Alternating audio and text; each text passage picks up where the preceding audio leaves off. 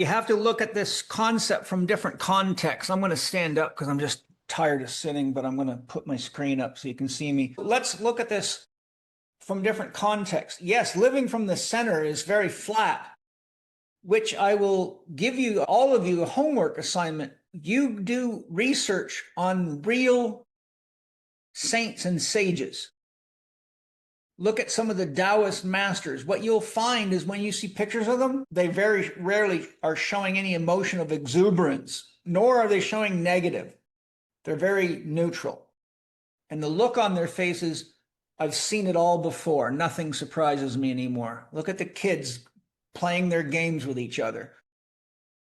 So when a person has evolved to the point where they're close to leaving the earth plane, they tend to have this kind of very, nothing's really that exciting for them anymore because they know that this is third grade and they're ready to leave. Now, you can't hold that position authentically unless you've developed yourself to that level, which is not an easy thing to do. You'd be a Sri Nisargadatta or somebody like that. He was a good example of that. I actually, somewhere in my catalog of my art, I have a picture of a sage I drew with a very neutral expression on his face for that very reason. Now, negatively, if you try to fake that, which a lot of New Age or people that want to be enlightened do, you see them with this meditative posture, and I see it all the time. Podcasts are full of this shit.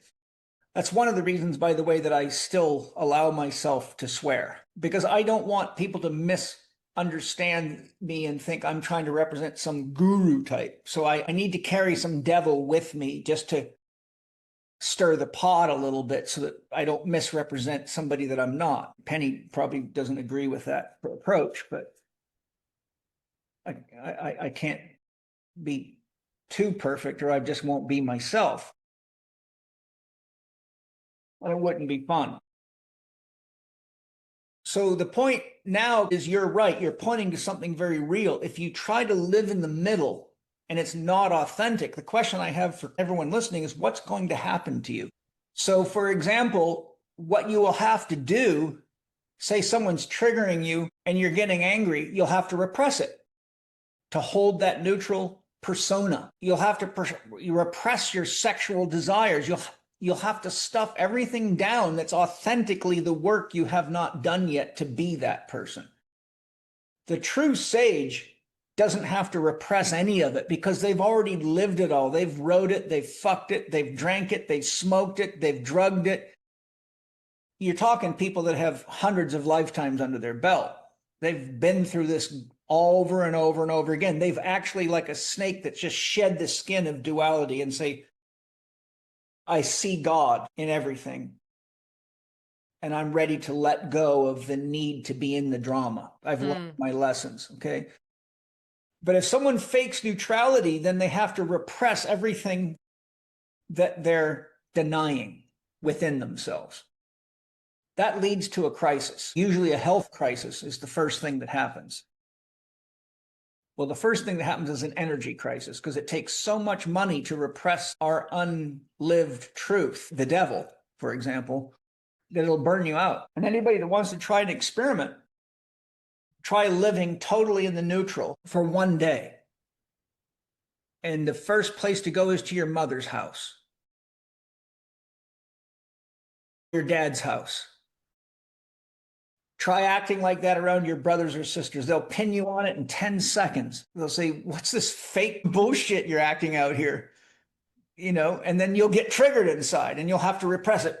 And you'll be biting your teeth so hard, if your tongue gets in the way, it'll get bit off. What you're referring to is exactly what Jung calls holding the tension of the opposites. So let's say I get upset at an employee because something I wanted done didn't get done on time and it's causing a problem, which happens a lot. Penny can tell you I have a short fuse for that kind of behavior.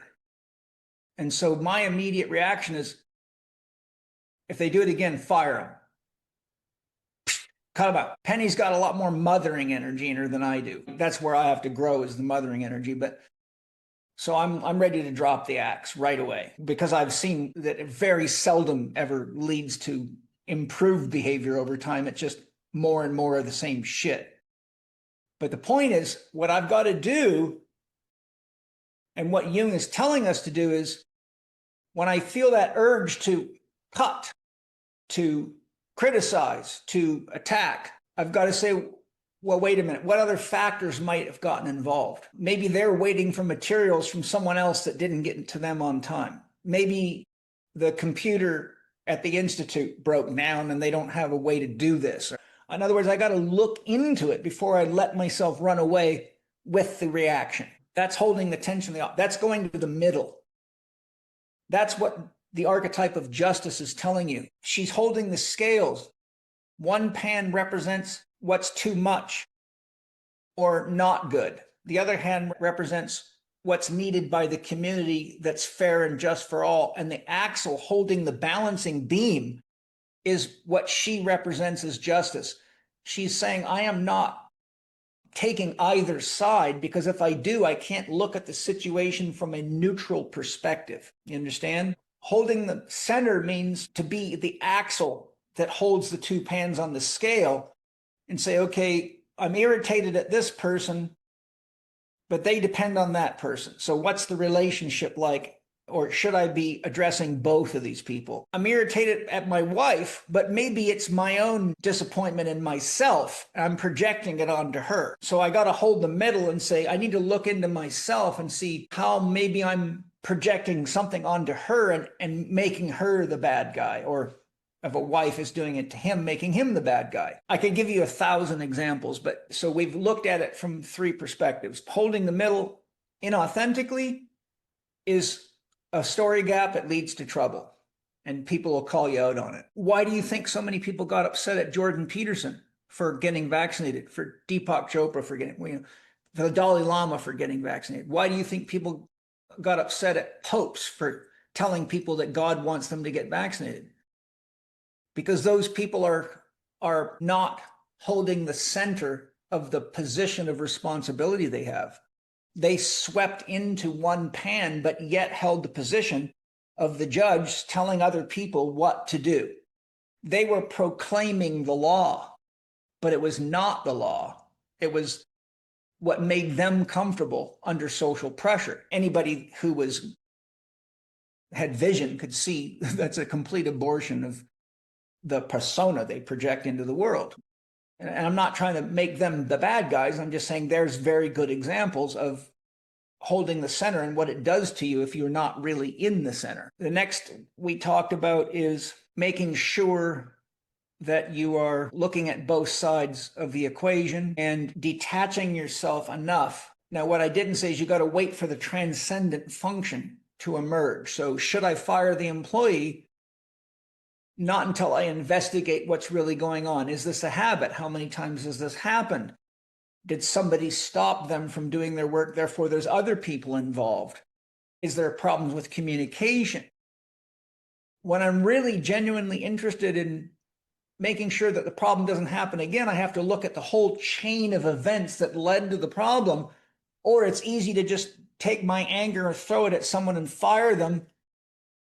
But if I did that to even a good employee, I would lose a good employee, and there I would be actually the one that ends up getting wounded the most from a company perspective, because I would have gotten rid of somebody who shouldn't have been let go of. Then there's one other very important one that's very relevant to the homework. To look into ourselves honestly. If we're too identified with the negative of ourselves, we will justify it. If we're too identified with the positive of ourselves, we will justify it.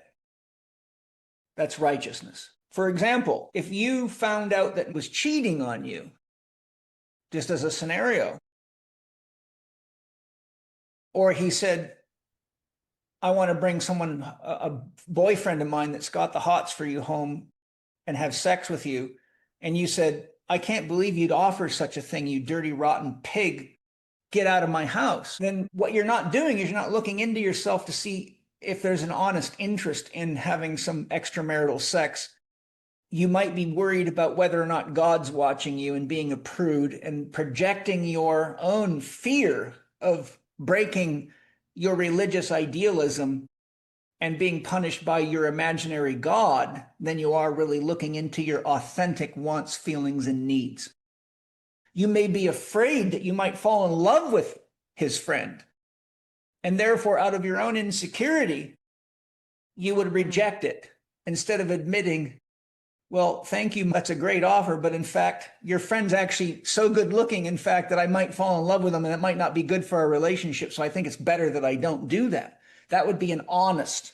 But you can't do that if you don't hold the center of yourself and look at yourself 360. So holding the center means doing what you got to do to have an honest conversation with your highest self, your soul, or your kidra.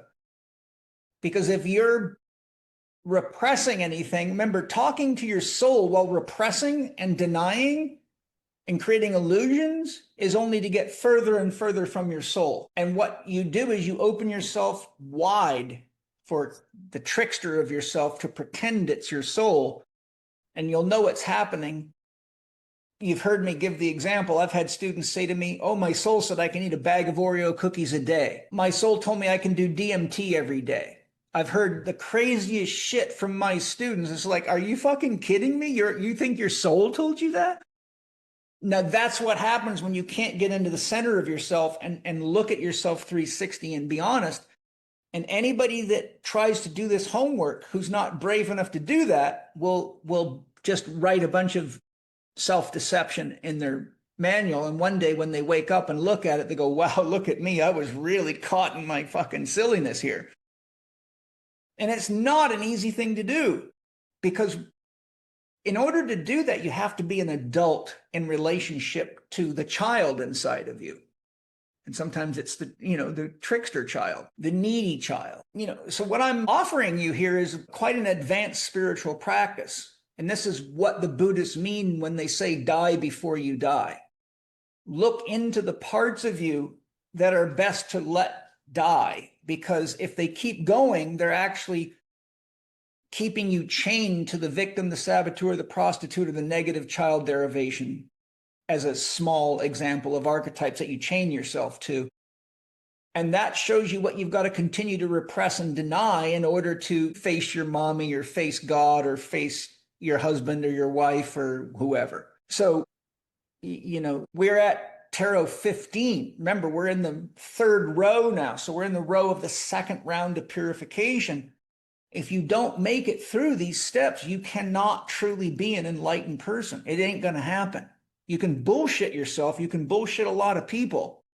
But everybody that's more evolved than you will look at you and in 1 second know. Like, countless is the number of my students that have come up to me and pretended they're enlightened because they've done a bunch of shamanic journeys. And I just say things like, oh, that's nice. Can you still balance your checkbook? It's a metaphor. I think you get it. If you're so enlightened, then why are you still eating tons of sugar and drowning yourself in coffee and using biohacking all the time? It's my job to be honest. And, look, I don't need to explain more. I think you get it, right?